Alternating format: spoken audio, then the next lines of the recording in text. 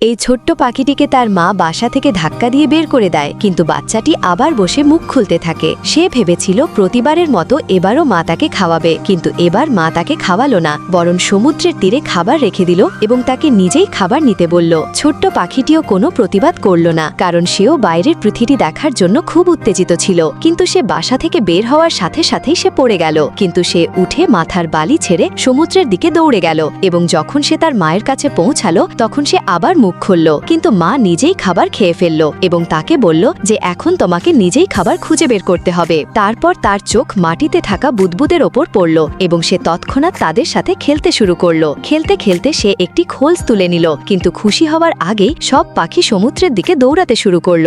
মা তাকে দ্রুত অনুসরণ করার জন্য ইশারা করল, কিন্তু কয়েক পা হেঁটে যাওয়ার পর বুদবুদ আবার তার মনোযোগ সরিয়ে নিল এবং সে সেখানেই থেমে গেল। ঠিক তখনই পিছন থেকে একটি বড় ঢেউ এসে তাকে ভিজিয়ে দিল। তাকে